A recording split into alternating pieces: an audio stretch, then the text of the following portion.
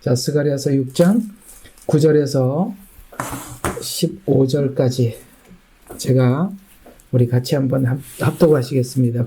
자, 6장 9절부터 시작. 주의 말씀이 내게 임하여 말씀하시니라.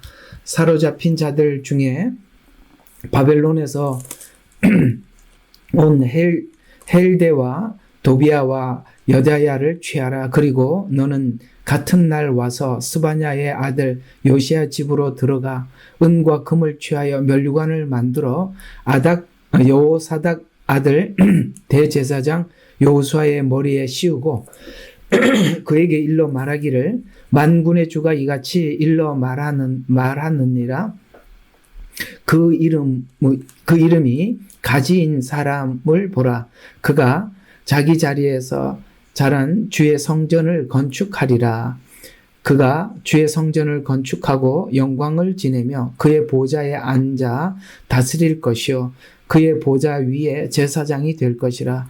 또 그들 둘 사이에 화평의 의논이 있으리라. 그 면류관은 헬렘과 토비아와 여데야다와 스바냐의 아들 헨을 기념하기 위하여 주의 성전 안에 있으리라. 멀리 있는 자들이 와서 주의 성전을 건축하리니 너희는 만군의 주께서 나를 너희에게 보내신 것을 알게 되리라. 만일 너희가 너희 하나님의 음성에 충실하게 복종하면 이같이 되리라. 아멘.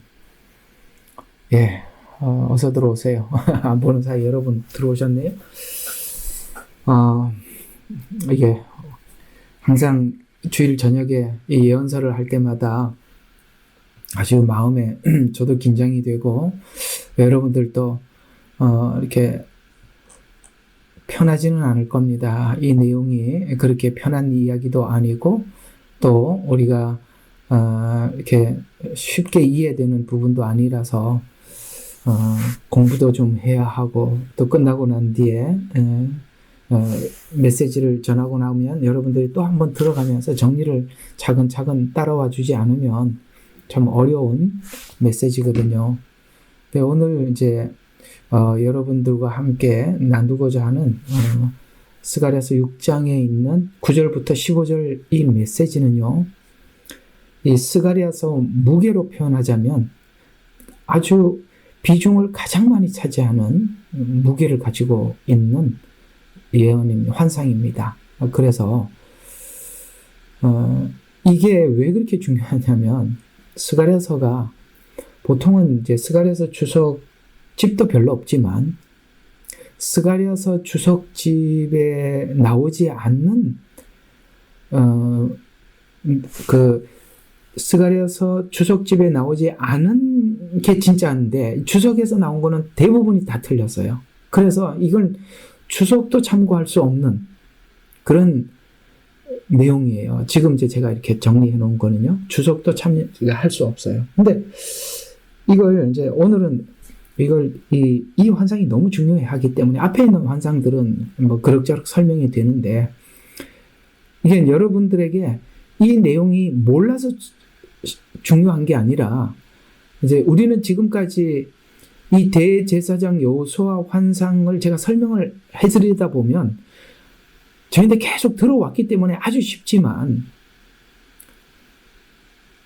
이게 주석을 가지고 이 환상에 대해서 이렇게 정리를 해놓은 사람들은 오늘 이제 제가 이렇게 성경을 해석하는 이거하고 완전히 다르기 때문에 이미 공부를 한 사람은 못 받아들일 수 있고 여러분들은 지금까지 저하고 계속 해왔기 때문에 빨리 이해가 될 것이고 차라리 아무것도 모르시면 훨씬 낫고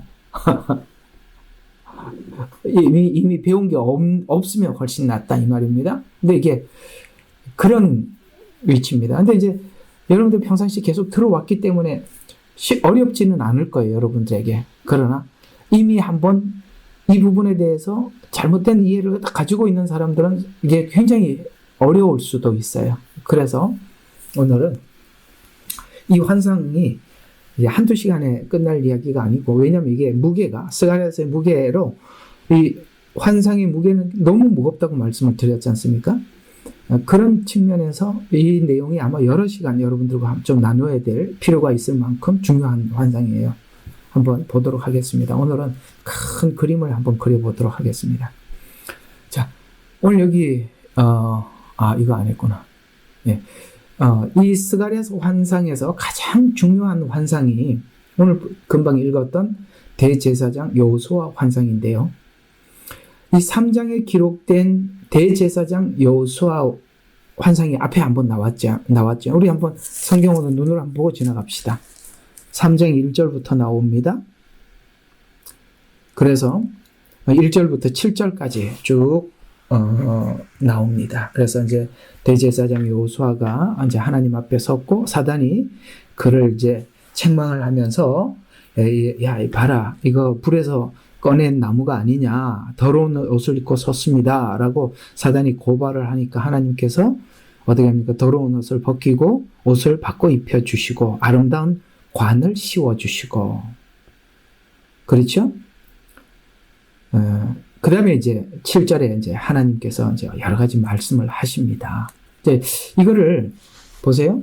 지금 스가랴서 3장 1절부터 7절까지 나와 있고, 이게 그냥 요 환상으로 하나로 끝나는 게 아니라 6장에 또 1절부터 오늘 금방 읽었던 6장 금방 읽었던 9절부터 15절까지 이렇게 또 나와 있단 말이죠.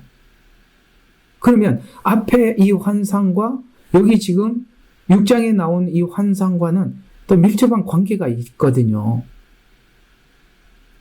왜 이렇게 두 번이나 나왔냐 이거죠. 너무 중요하기 때문에 그렇다는 겁니다.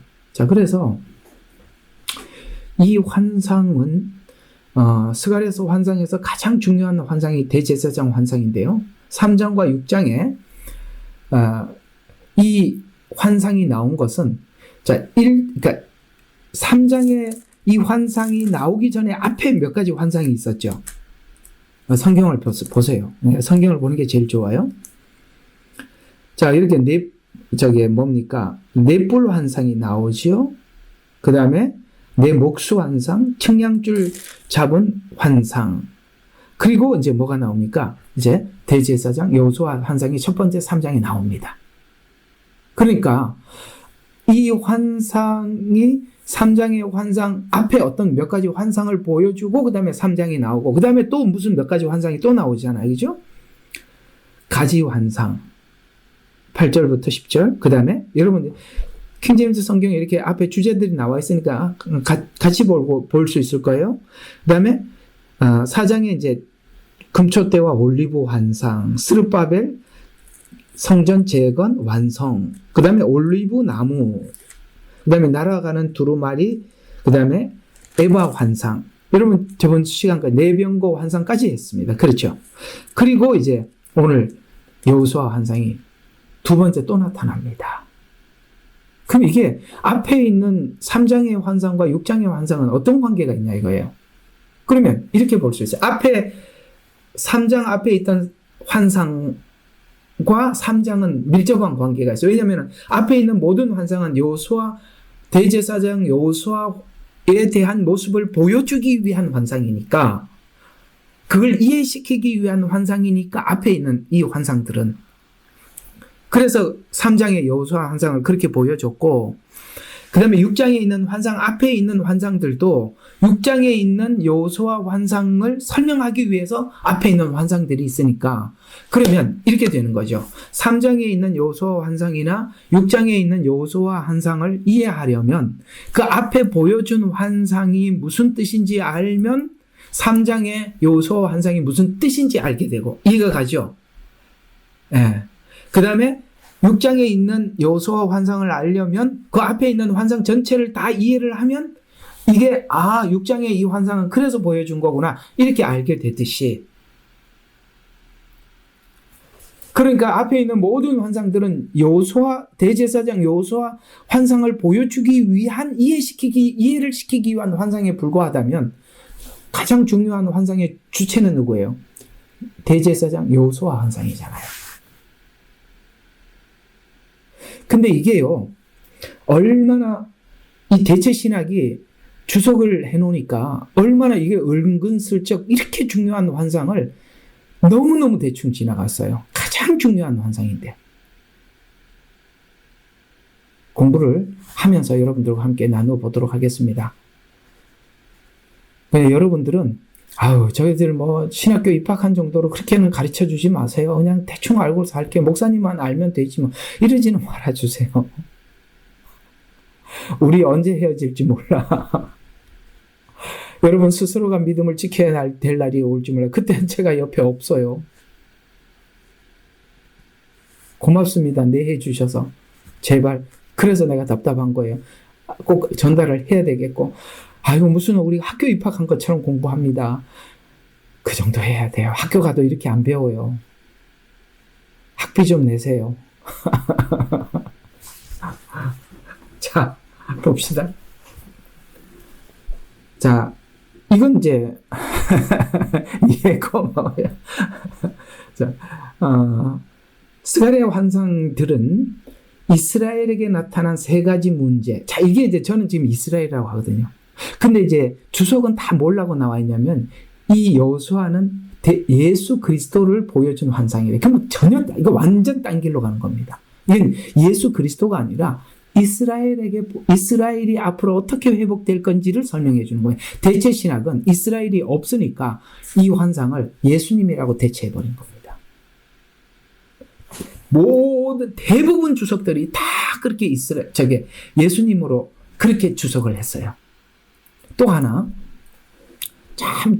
그래도 조금 귀한 게 뭐냐면, 아주 옛날에 쓰여진 그 주석들 있죠. 아주 옛날에 쓰여진 주석들은요, 둘 다 해놔서, 한쪽은 이스라엘이라고도 하고, 예수님이라고. 왜냐면, 눈치가 보이잖아, 다른 주석에. 그러니까, 자기는 지금 이게 이스라엘이 맞는데, 이스라엘이라고만 적어 놓으면, 이게 옛날 같으면 그냥 이단으로 정죄받아 버리면 그 주석은 폐기돼 버리거든요. 그러니까 이스라엘은 맞아. 그래서 이스라엘 맞다라고 했다가 옆에다가 또 뭐라고 살짝 적어놨냐면 이거는 예수 그리스도를 예표한다라고 이제 다른 주석들이 주장한 걸 살짝 끼워 넣어놨더라고요. 그건 아니에요. 말을 하려면 똑바로 해야지. 주석이 폐기되든 말든 할 말은 바로 해야죠. 이 환상은 이스라엘의 문제입니다. 왜냐하면 자 한번 봅시다. 대제사장이 있는 나라가 어디예요? 이스라엘밖에 없어요. 그죠? 그리고 대제사장은 뭘 대표합니까? 이스라엘의 죄가 용서를 받았는지 받지 않았는지를 대표하는 대표자입니다. 왜냐? 대속죄일 있잖아요. 욤키프루. 대속죄일에 대제사장이 지성소에 들어가서 하나님께 용서를 받고 아시겠어요? 그 지성소에서 나오면 이스라엘의 백성들의 죄가 1년 동안 지었던 죄가 모두 용서함을 받는 거예요. 그리고 이런 건 또 누가 말을 했는지 모르겠어요. 대제사장이 들어가서 지성소에 들어가서 거기서 피를 뿌리고 기도를 하고 나올 때 여러분 그 대제사장의 옷에 보면 마지막 끝자락에 석류 방울 이렇게 해서 이렇게 쭉 끝에 우리 치마 끝에 이게 치마같이 생겼잖아요. 원피스니까. 그러니까 들어갈 때 딸랑딸랑 소리가 나잖아요. 그러니까 기도하면서 이렇게 하면 딸랑딸랑 소리가 나다가 소리가 안 나면 줄을 묶었다가 하나님께서 대제사장을 죽였는갑다 하고 죽은 줄 알고 끈으로 바깥에서 꺼내. 이건 또 누가 만든 조작하에 만든 거야. 이거 어디 성경에 나와? 얼마나 하나님 말씀들을 이렇게 만들어 놨는지 그거 어디 나오냐 이 말이에요. 성경에 나오지 않는 이야기 함부로 하면 안 되는 거예요. 대제사장이 죽은 적이 없어요. 그런 성경이 없다고요. 왜 안 죽는지 아십니까? 대제사장의 피로 용서를 받는 게 아니라 이미 들어간 피를 속죄소에 뿌리는데 뭘 어떻게 한다는 거예요? 죄가 속죄소에 뿌려졌는데.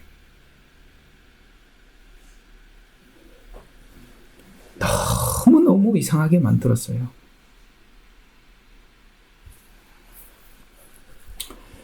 그래서 참 오늘 제가 좀 안타까운 이야기는 오늘 제가 이렇게 설명한 건 저밖에 없어서 저는 자신합니다. 주님 오시면 이 메시지가 맞다고 하나님께서 그때 다 알 겁니다. 어디 주석에도 없어요. 참 그래서 안타까워요. 자, 한번 봅시다. 자, 스가랴서 환상은 지금 이 이스라엘이 가지고 있는 지금 스가랴서는 후기 선지서잖아요. 포로로 잡혀 돌아왔다가 성전을 지으려고 할 때 느헤미야는 실제 성전을 지었다면 스가랴는 지금 성전을 짓는 것과 같이 천년왕국 미래의 성전을 보여주는 환상이에요. 그러면 이렇게 되는 겁니다. 느헤미야와 에스라 이 내용은 실제 성전을 지었던 사건이라면 이스라엘이 돌아와서 스가랴는 너희들이 졌는 예수님이 말 성전을 헐라. 지금 이 성전을 헐라고 말하는 그 성전은 뭐예요? 지금 이 포로로 잡혀 돌아와서 지었던 성전을 헐어라 이 말이에요. 지금 예수님 눈에 보이는 그 성전 헐어라. 내가 3일 만에 일으키리라 라는 이 성전을 지금 환상을 보는 거예요. 오케이? 그러면 예수님이 다시 일으키는 성전은 크게 우리는 눈에 보이는 성전과 눈에 보이지 않는 성전이 있는데 눈에 보이는 성전은 천년왕국이 하늘에서 내려오는 그 성전을 이야기하는 겁니다. 그리고 또 성전을 우리 마음속에 지었죠. 그렇죠? 성령이 거하는 전인지 알지 못하느냐 했잖아요. 그러니까 3일 만에 일으키리라는 것은 예수님 십자가에 죽으시고 부활하셔서 성령님이 임하셔서 우리 안에 성전이 되어주신 겁니다. 그래서 3일 만에 일으킨다는 말은 죽어서 3일 후에 하나님 우편 보좌에 올라가셔서 성령님이 오신 그걸 이야기하는 겁니다. 3일 만에. 3일 후에 부활하셨잖아요. 그 사건으로 인해서 내가 처소를 예비하러 간다 그랬습니다. 그게 성전을 짓는 거예요. 예수님이. 성전을 지어서 하늘에서 새 예루살렘이 하늘에서 내려오는 것을 보았다라고 말합니다. 지금 그 성전을 모두를 두고 하느냐. 그걸 지금 이야기하는 게 스가랴서예요. 그러면 오늘 스가랴서 환상들은 이스라엘에게 나타난 세 가지 문제가 해결될 것이라는 말씀을 하시면서 이 문제가 해결이 되어야 이 성전이 완성이 되는데 라고 말하는 이 세 가지 문제가 뭐냐면 첫 번째, 이스라엘 밖에 있는 문제들. 두 번째는 이스라엘 안에 있는 문제들. 세 번째 문제는 지금 이스라엘이 제사장 나라로 역할을 감당하고 있어요, 없어요? 못하고 있잖아요. 하나님은 이스라엘을 온 인류의 대제사장과 같이 대표로 세웠단 말이에요. 근데 지금 이스라엘이 그 역할을 못하잖아요. 근데 이 역할을 회복시킬 것이라는 거예요. 그걸 회복하려면 이스라엘 밖에 있는 문제와 안에 있는 문제를 해결을 해야만이 회복을 한다는 거예요. 근데 오늘 제가 이제 이스라엘 이야기만 하다 보니까 여러분들의 은혜가 안 될지 몰라도 여러분에게도, 여러분과 제게도 하나님께서 여러분과 제게 주신 사명을 감당하려면 우리가 하나님 앞에 사명을 감당하려면 아시겠어요? 우리 밖에 있는 문제와 내 안에 있는 문제를 해결해야 그 사명을 감당할 수 있어요. 똑같은 이야기예요. 자, 그러면 이스라엘 밖에 있는 문제가 뭡니까? 이스라엘의 회복을 가로막는 외적인 문제로는 이스라엘을 침략해 흩어버린 열방의 권세, 우리가 앞에서 봤죠. 그게 뭐예요? 내 뿔, 내 대장장이, 내 병거 환상, 이게 전부 다 왜 넷이냐 이거예요. 전부 다.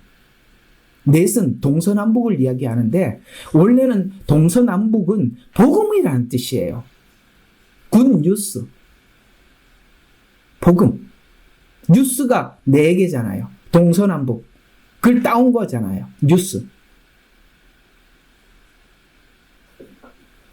그래서 내 뿔, 내 대장장이, 내 병거는 자, 이런 의미를 가지고 있어요. 그래서 이게 3장의 이 말씀이 이렇게 나오는 거예요. 자, 보세요.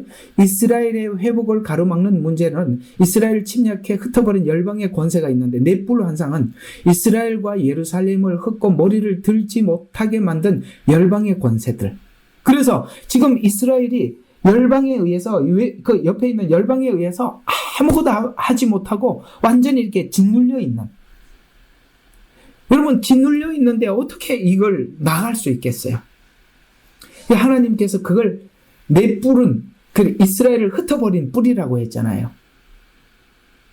근데 이 흩어버린 뿔을 누가 와서 회복을 하더라? 내 대장장이가. 여러분, 이 대장장이 환상은 뭐라고 그랬습니까? 예수 그리스도라고 제가 예표를 했죠. 흩어버린 것을, 무너뜨린 것을 회복시키는 자라고 말씀을 드렸습니다. 그래서 하나님께서 이 예수 그리스도께서 이 땅에 오셔서 뭡니까? 이 열방의 권세를 완전히 꺾어버렸습니다. 열방의 권세를 꺾어버렸다고요. 그리고 내 병거 환상은 이제 뭐냐면은 이 일을 집행할 시간을, 아시겠어요? 내 병거가 동으로 서로 이렇게 나갔단 말이에요. 그래서 내 병거 환상은 하나님께서 이 심판을 집행할 시간을 딱, 주님, 지금입니다. 라는 이 시간을 정해주는. 그렇죠. 그래서 흩어버린 것을 예수님이 오셔서 뭐 하셨어요? 흩어버린 것을 모으시고, 그 다음에 내병거 환상은 그 심판의 시간을, 이제 집행할 시간을 정하는 건데, 자, 그러면 요 환상에 대해서 이렇게 일을 복잡할 때는 짧고 간략하게 전달하는 게 제일 좋으니까, 자, 이렇게 짤막하게 전달했습니다. 그러면 요 환상에 대한 내용이 요한계시록에 이렇게 표현 나와요. 자, 한번 봅시다. 따라서 이 환상들은 하나님께서 이스라엘을 회복하기 전에 외부에 있는 적들, 그러니까 이스라엘을 억압하고 흩고 외적인 세력을 먼저 제거하신다는 사실을 요한계시록에는, 자, 이스라엘이 나중에 19장, 요한계시록 19장, 그러니까 20장, 21장, 여기 보면 막 이스라엘이 이제 완전히 회복되는 내용들이 계속 설명이 되어 나오는데, 그죠? 그러니까 회복되기 전에 그 앞에 있는 내용들을 한번 줘. 13, 16, 17, 18. 이 앞에 있는 쭉 내용들. 19장부터 회복이 시작되니까. 그 앞에 있는 내용들이 좀 네 대장장이, 내병거 환상과 동일한 의미를 가지게 되는데, 자, 한번 보십시다. 요한계시록 17장에 보면 열왕의 권세는 세상의 권세잖아요. 이걸 보고 성경은 정사의 권세라고 하는 거예요. 에베소서에 보면 정사의 권세가 있는데, 이 정사의 권세는 뭐냐면 국가의 정치 세력, 국가의 정치 세력을 사단이 세운 자들을 통해서 뭡니까? 억압하고. 그러니까 이 말 이해가 가요? 우리가 국가라는 것을 하나님이 허락은 하셨어요. 그러나 그 국가의 지도자들이 독재자도 있고 악한 자들도 있고, 아주 개중에 선한 사람들도 있긴 하지만 대부분이 악합니다. 근데 이 악한 권세자들이라도 세운 이유가, 인간이 악이 발산이 되면, 그 아프리카 같은 나라들 가보면 정말 그 독재자들이, 특히 못 사는 나라의 독재자들 얼마나 악한지 말도 못 하잖아요. 이란 같은 데도 신권 정치네 이래가지고 얼마나 악합니까? 그러니까 이 세운 자들이 다 대부분이 이렇게 악해요. 그래서 여기 이제 그 얘기예요. 열왕의 권세는 세상의 권세를 이야기하는데, 이 열왕의 권세가 놀랍게도 무슨 일만 대체적으로 하냐면 이스라엘을 상징하는, 12장이 이스라엘이거든요. 그 이스라엘을 상징하는 여자를 박해해요. 여러분, 12장에 나오는 이 여자는 교회가 아니에요. 이런 것들이, 여기 대제사장 여호수아 환상도 이게 이스라엘인데 예수라고 얘기를 하고요. 여기 12장에 있는 여자는 분명히 이스라엘인데 또 교회라고 해요. 그러니까 안 맞으니까 자꾸 다른 걸로 갖다 붙이는 거거든요. 여자는 이스라엘입니다. 그래서 뭐가 세상의 권세가 이스라엘을 박해해요. 그러니까 이게 무슨 뜻이냐면 세계대전은 세계 전쟁사를 보면요. 대부분이 이스라엘하고 관련이 있어요. 십자군 전쟁 얼마나 오래 했습니까? 그 이스라엘하고 관련이 있거든요.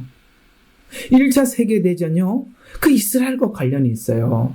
1차 세계대전이 끝나고 이스라엘이 그 옛날에 지금 있는 그 이스라엘 고토 그 땅을 이제 돌아갈 수 있도록 약속을 받아내지 않습니까? 영국에 의해서. 그지요? 그 다음에 2차 세계대전 그거 다 이스라엘 알리아와 관련이 있습니다. 지금 있는 이 이란전요.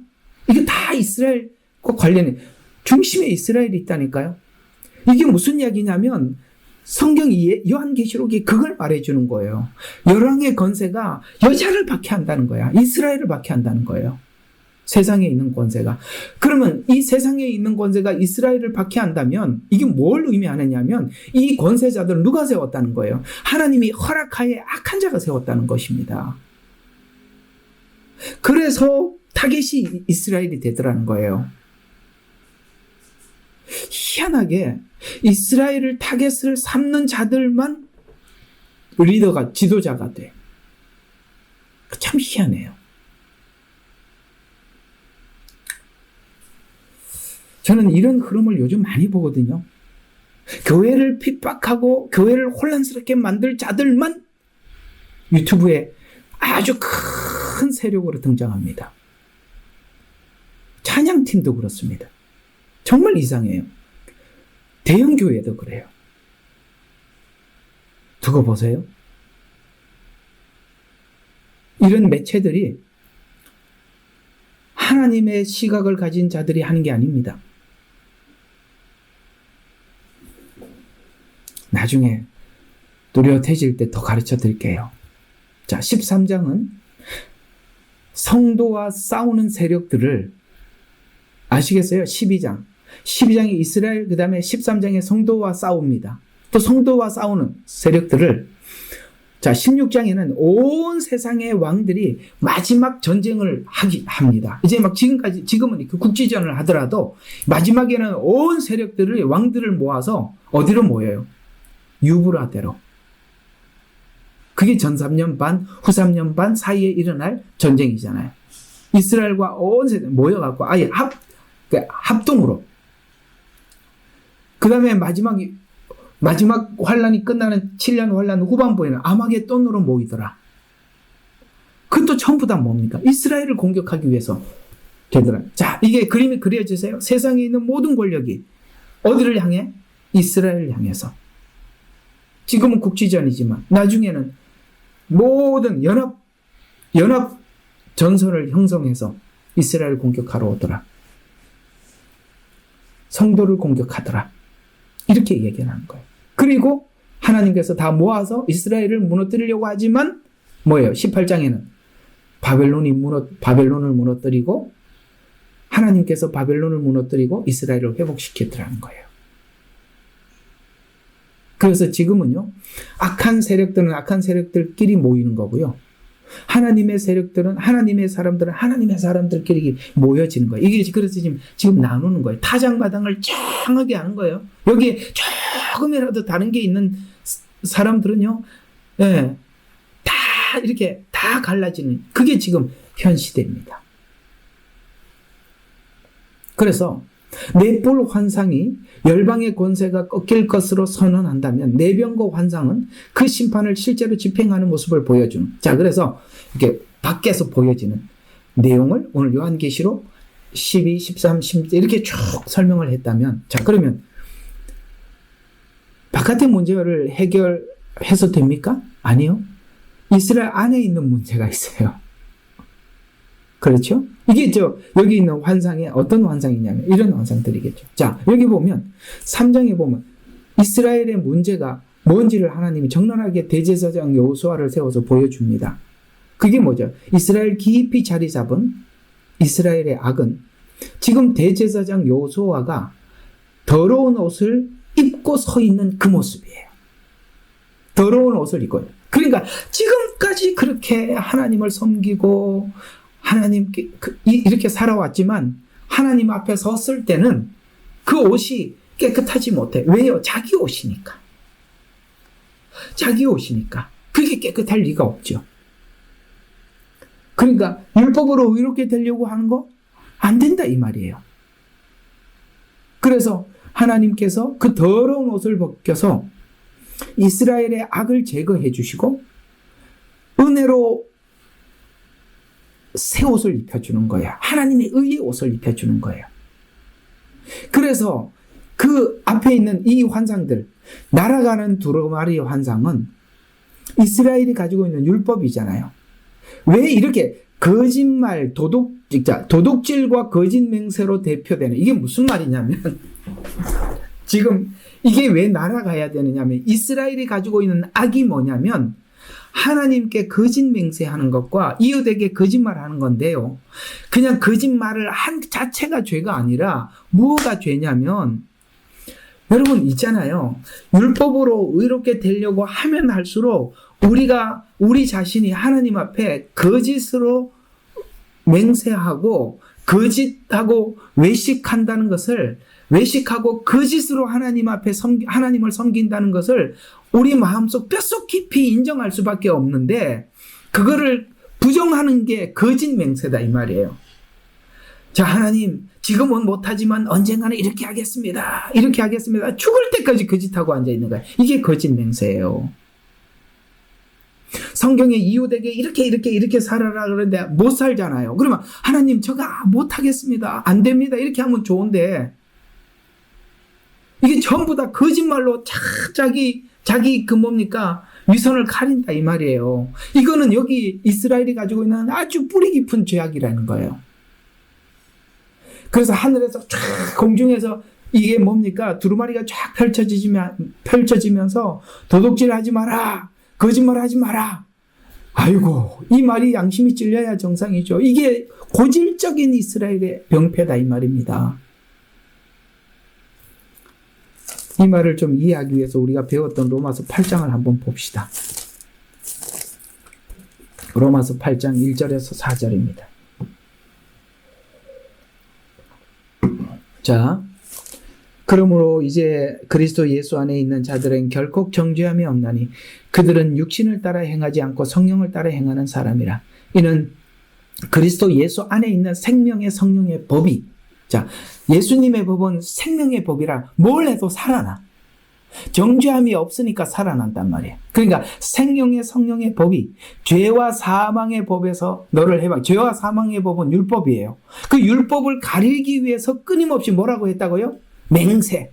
오늘 못하니까 내일 할게요. 내일 못하니까 다음날 또 내일 할게요. 계속 그렇게 거짓말만 해왔다는 거예요.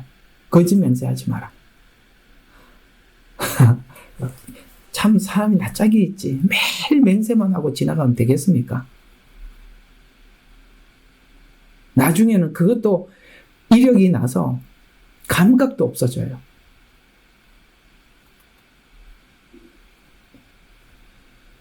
그래서 생명의 성령의 법이 죄와 사망의 법에서 나를 해방시켜. 그걸 이제 지금 열린대. 그래서 날아가는 거예요. 이 두루마리가 이제 없어져 버리는 거예요. 이겼단 말이에요. 죄와 사망의 법을 생명과 성령의 법이, 성령의 법은 뭡니까? 예수 그리스도께서 부활하시고 승천하셔서 오신 성령님이시잖아요. 예수 그리스도를 영접할 때 오는 하나님의 영이잖아요. 여기 보면은 그 뭐예요? 감람나무 환상이 그거였잖아요. 쭉 충실하게 잘 들어야 이해가 가요. 이 스가랴서는. 자, 그래서 율법의 육신을 통해서 약하여서 할 수 없는 것이므로, 맞지요? 할 수 없었어요. 그래서 하나님께서 죄 때문에 자신의 아들을 죄 있는 육신의 모양으로 보내 육신의 죄를 선고하였으니, 예수님께 선고해서 이는 율법의 의가 우리 어디서? 안에서. 지금 바깥에서 두루마리는 밖에 있잖아요. 근데 그게 뭐가? 우리 안으로 들어왔던, 우리 안에서 이루어지게 하려 함이라. 우리는 육신을 따라 행하지 않고 성령을 따라 행하는 자들이니라. 그래서 오늘 금방 읽었던 로마서 8장 1절과 4절에 보면 이제 이스라엘에게 이게 두루마리는 날아가고 이제 이 은혜의 복음이 눈에 열리는 겁니다. 그러니까 예수님께서 드디어 십자가 위에서 율법, 죄와 사망의 법을 생명의 법이 이겼다는 걸 이제 이해하고 받아들이고 믿게 되고, 또 하나는 에바 환상은 뭐냐면, 예수님 제가 설명을 드린 대로 예수님 십자가의 죽음은 뭡니까? 그 죄의 원산지로 이 죄를 완전히 되돌려 버렸다라고 해서 에바 속에 있는 여인이 그 안에다가 뭡니까? 납덩어리, 납은 뭡니까? 아주 무게를 줘서 더 이상 살아나지 못하도록 해서 황새 두 날개가 저 신할 땅으로 옮김으로써 바벨론의 죄악의 제거를 완전히 제거한다는 뜻인데, 자, 그러면 지금 이스라엘은 율법으로 의롭게 되려고 애를 썼는데, 주님께서 십자가에 오셔서 죽으심으로써 우리 모든 죄와 허물을 다 용서하셨어요. 그래서 잘 들어봐요. 더러운 옷을 입고 있어요. 지금 이것은 율법으로 의롭게 되기 위해서 노력을 해도 하나님 앞에 그 더러움을 감출 수 없는 상태를 이야기하는 거잖아요. 그죠? 율법으로는. 그런데 이 옷을 입혀주셨다는 게 중요한 거예요. 벗겨라. 누가 벗겨주셨어요? 하나님이 벗겨주시고 하나님이 입혀주셨다는 거예요.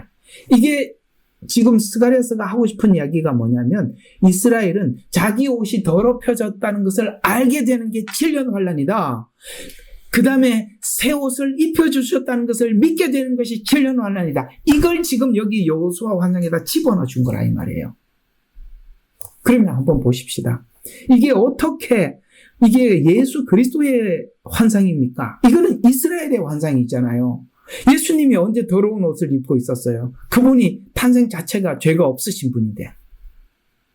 너무 말이 안 맞잖아요. 억지로 갖다 붙이니까 그렇게 되는 거예요. 저는 너무너무 분노가 일어나는 것이 뭐냐면, 이 사단이 이런 곳에다 손을 대갖고 하나님께 그렇게 순수하게 예수 믿고 주의 종이 되겠다고 교회 온 많은 사람들에게 이렇게 오염된 신학을 가지고 가르쳐서 우리 성도들이 진짜 배워야 될 이 복음과 예언에 대해서 어떤 말도 하지 않고 엉뚱한 짓을 하게 만들었다는 거예요. 너무 분노가 일어나요. 너무 분노가.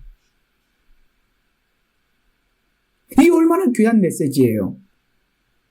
사실 우리도 구원을 받을 때 똑같은 방식으로 구원을 받았어요. 내가 하나님 앞에 섰을 때 우리가 얼마나 죄인인지, 더러운 옷을 입고 서 있었는지, 내가 세상 사람들에게 나처럼 이렇게 우리도 그런 생각을 했던 사람들이에요. 내가 지옥 가면 누가 다 따라 지옥 간다. 나보다 착한 놈이 어디 있냐. 다들 이렇게 생각하고 있었던 사람들이잖아요. 여러분 안 그랬어요? 안 그랬구나.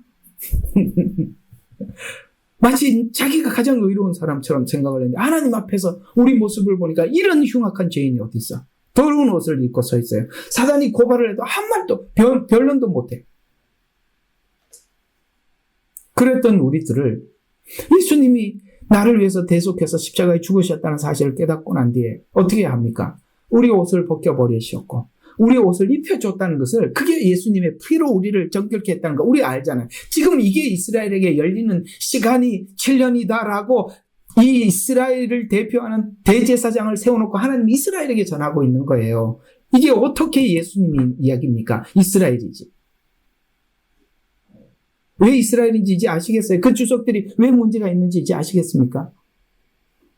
그렇다면 대제사장 여호수아에게 옷을 입혀주듯이 입혀주셨다는 게 중요합니다.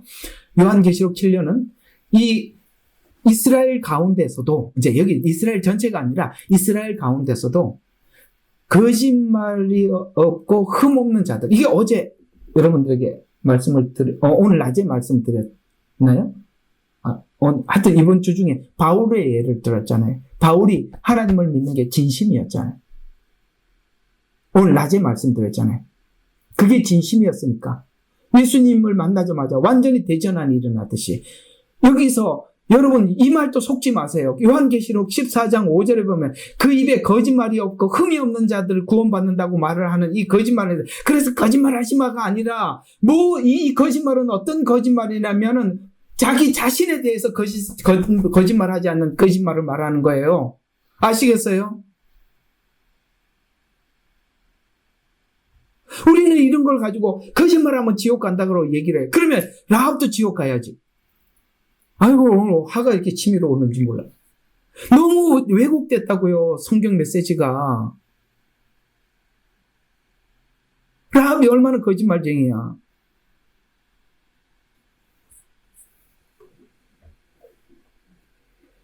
아휴. 자, 그래서 정말 거짓 없는 믿음을 가진 자들. 하나님께서는 디모데에게 네 안에 거짓 없는 믿음을 보았다. 거짓 없는 믿음. 그래서 하나님 앞에 거짓 없고 흠 없는 자들에게 흰옷을 입혀주시는데 오늘 요한계시록 14장 5절에 그 입에 거짓말이 없고 흠 없는 자들이더라 라고 해서 그들에게 오늘 요한계시록 7장 14절 오늘 흰옷을 입혔던 것처럼 흰옷 입은 무리들이 등장합니다. 요한계시록 7장 14절에 나오잖아요. 그래서 이렇게 보면 돼요. 여기 스가랴서대로 그대로 대입을 하면은 14만 4천은 이스라엘에서 등장하고 있는 두 증인들. 오늘 여기 표현대로 하자면 하나님께 제사장적 사명을 회복한 자들. 자기 신앙이 회복돼서 제사장적 사역을 회복한 이스라엘. 두 증인 중에 14만 4천이 한 증인이에요. 그리고 교회 안에서 이방인들이 모여 있잖아요. 유대인과 이방인이 모여서 그 중에 또 한 증인. 그래서 이들의 활동을 통해서 흰옷 입은 수많은 무리들, 하나님이 입혀주시는 이 복음으로 새롭게 되는 무리들이 그렇게 셀 수 없는 무리들이 나오더라라고 그렇게 말씀하고 있는 것입니다. 그래서 이들이 흰옷을 입을 수 있는 이유는 두 마리가 날아갔고 그 다음에 뭡니까? 에바 환상 속에 바벨론의 악이 제거되었고 예수 십자가에 이 복음이잖아요. 복음을 받아들일 때 제거했습니다. 그래서 이제 요거는 좀 그냥 지나갑시다. 아까도 했으니까 이게 오늘 좀 단순하게 만드는 게 여러분들한테 훨씬 더 좋아요. 이야기 괜히 집어넣어갖고 어려운 거, 쉬운 거 복잡하게 만들 필요는 없는 것 같고. 자, 그럼 세 번째 문제가 뭐라고요? 이스라엘에게 위임한 문제가 있어요. 지금 이스라엘은 온 인류의 대표자로 하나님께서 너를 통해서 천하 만민이 복을 받는다고 했으니까 너를 통하여라고 했잖아요. 그러니까 이스라엘을 통하지 않고는 천하 만민이 복을 받을 수가 없어요. 그러니까 이스라엘을 통하지 않고는 복음이 닫혀버린다는 거예요. 이스라엘을 통하지 않고는 안 된다는 말이죠. 그렇다면 너를 통하여라는 말은 이스라엘에게 주어진 사명이 있어요. 맞죠? 온 인류에게 하나님 곧 이 복음을 전할 사명이지요. 그것처럼 이스라엘에게 위임한 문제. 그러면 이걸 회복하려면 뭐 해야 돼요? 하나님께서 죄와 대적을 제거하는 데서 끝나지 않고 이스라엘이 다시 하나님의 임재와 사명을 받은 백성으로 세우시는데 스가랴서 2장 2절과 5절은 예루살렘을 측량하지만 이 사명을 하면 내가 불과 성과 곽이 되어줘서 그 영광 가운데 영광이 되리라라고 말씀하신 것처럼 주님이 불로 성과 곽이 된다는 말은 여러분 이것은 우리 안에 성령님이 오셔서 우리를 보호해 주신다는 얘기거든요. 이게 여기 있는 그 성전이나 이런 성은 왜 필요해요? 우리가 그 안에서 보호받기 위함이잖아요. 근데 너희들을 하나님께서 우리를 보호하시기 위해서는 하나님 자신이 성과 곽이 되어 주시겠다는 거예요. 성령님께서 우리 안에 들어오셔서. 그러면 우리는 실제 우리가 살아가는 세상은 정말 불과 같은 세상이고 환란이 가득한 세상이지만 성령님이 우리 안에 계시는 자들에게는 이 세상이 어떠하든지 상관없이 우리 안에 하나님의 평안을 누리는 거예요. 그게 하나님이 주시는 성과 곽이 되어 주시는 거란 말이에요. 그래서 성령으로 이스라엘에게 주신 성전 회복과 사명을 완수해 주시는데 이스라엘은 이제 드디어 깨닫게 됩니다. 성전이 나를 보호하는 것이 아니라 바로 이 하나님이 우리를 보호하시는 것이 스가랴서 4장 6절에 이는 힘으로 되지 아니하고 능력으로 되지 아니하고 오직 하나님의 영으로 된다는 이게 중요한 거예요. 성전이 성전을 쌓고 거기 힘을 기르고 능력으로 되는 게 아니라 하나님의 영으로 되는 것이다 라는 것을 알고 제사장 신분을 회복하는 겁니다. 그래요. 우리가 하나님 앞에 아무리 사명을 받아도요, 이게 하나님의 영으로 충만하지 않으면 이 사명을 감당할 수가 없는 거예요.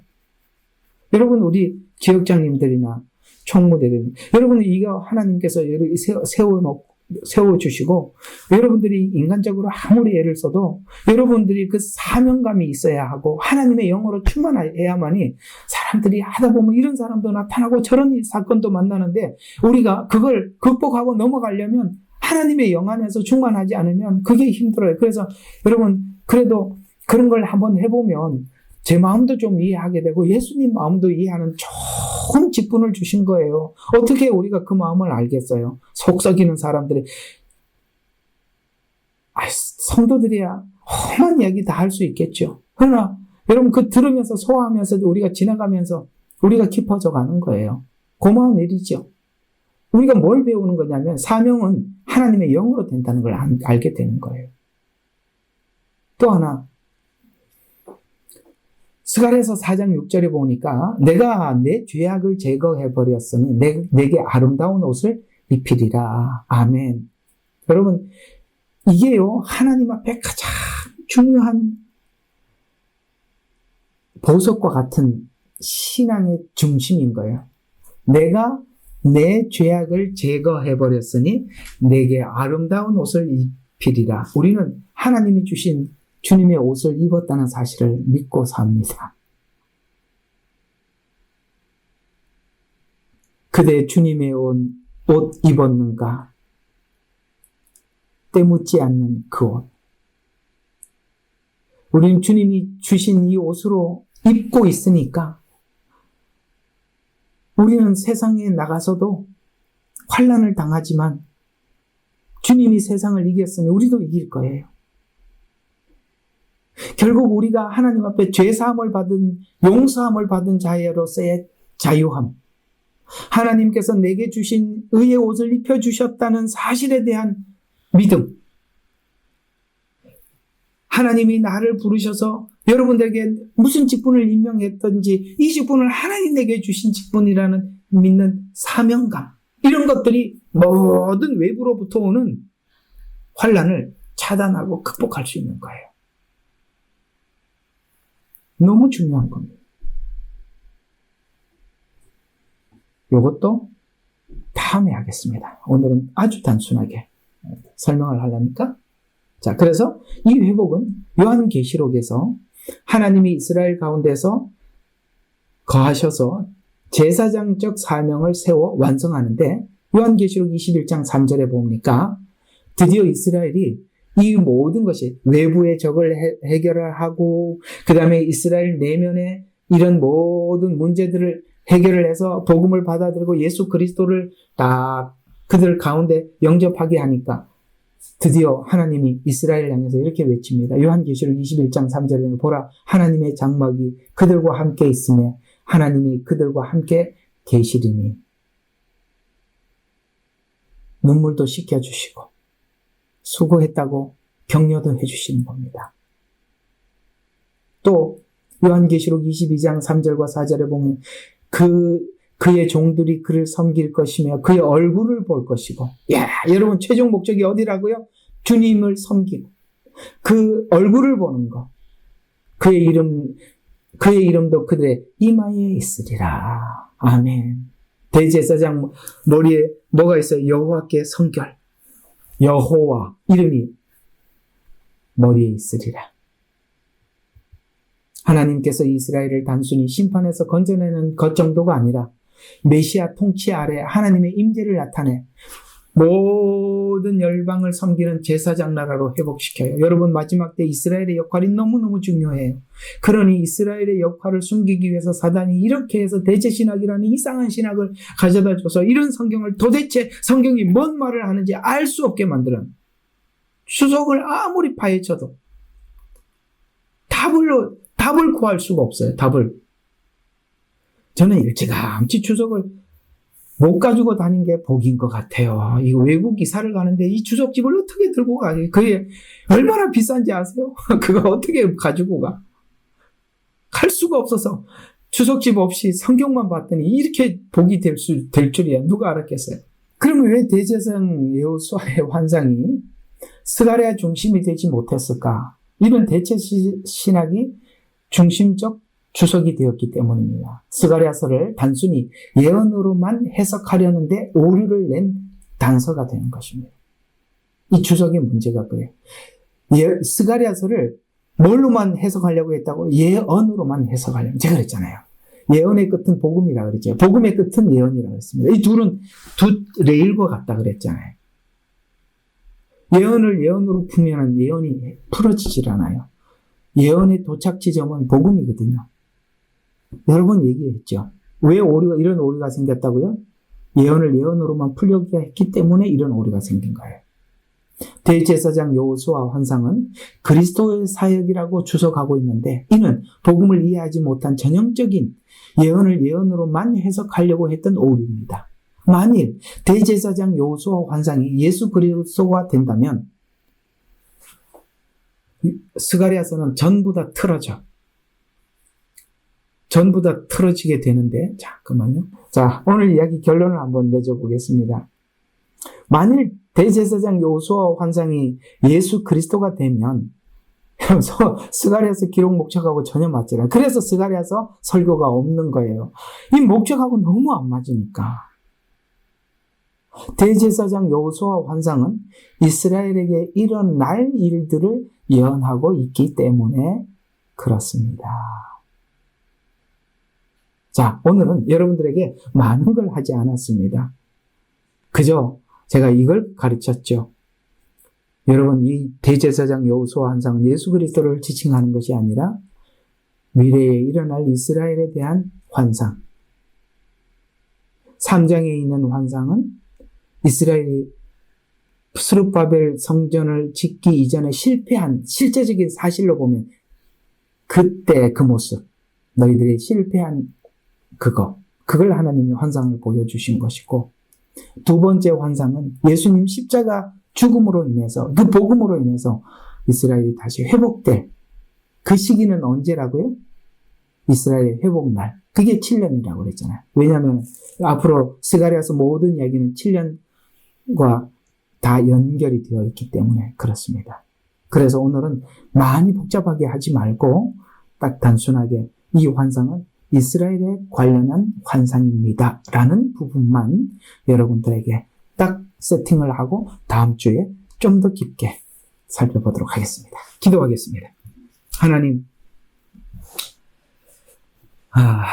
우리는 오늘 이 대제사장 여호수아 환상을 3장과 6장을 통해서 왜 두 번의 환상을 보여주었는지, 그것이 이스라엘의 어떤 모습과 연관이 있는지, 요한계시록에는 이 환상이 어떻게 표현되어 있는지만 우리가 개론적으로 살펴보았습니다. 우리가 오늘 이 내용을 통해서 분명히 드러난 사실은 오늘 이 대제사장 여호수아 이 모습은 예수 그리스도의 모습이 아니라 이스라엘에게 있을 일들에 대한 미래의 예언이라는 사실을 분명히 가지고 알게 되었습니다. 하나님, 이 사실을 통해서 우리가 스가랴서를 좀 더 명확하고 정확하게 아버지 하나님 알아서 우리 하나님 주신 이 복음 안에 더욱더 견고하고 분명하게 믿음이 기초가 세워지도록 축복하여 주시옵소서.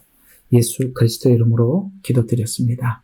아멘. 예레미야의 눈물은 시대에 맞는 말씀 선포와 변질되지 않은 순수 복음을 외치고 있습니다. 함께 연결되어 하나님께 예배드리며 이 마지막 때에 하나님께 쓰임받길 원하시는 분은 카카오 채널로 연락 주시면 연락드리도록 하겠습니다. 고정 댓글에 채널 경고와 착제에 대비한 예비 채널과 제2채널 링크를 올렸습니다. 이 채널 또한 구독 부탁드리겠습니다. 감사합니다.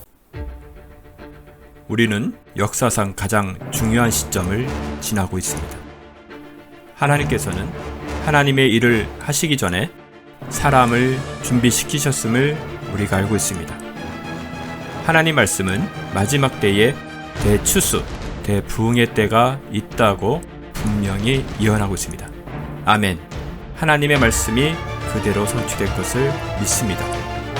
예레미야 눈물은 잠자는 교회와 영혼을 깨우기 위해 노력하고 있습니다. 이 가슴 뛰는 일에 함께 하길 원하시는 분은 카카오 채널로 연락 주시기 바랍니다. 당신은 위대한 하나님의 사람입니다.